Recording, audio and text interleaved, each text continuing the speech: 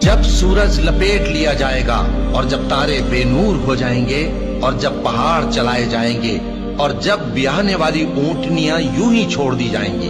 اور جب وحشی جانور جمع کیے جائیں گے اور جب سمندر آگ ہو جائیں گے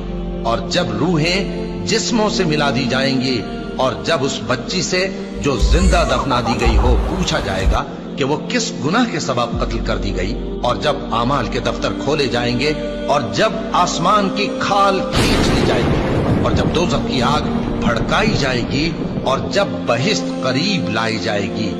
تب ہر شخص معلوم کر لے گا کہ وہ کیا لے کر آیا ہے۔ پس میں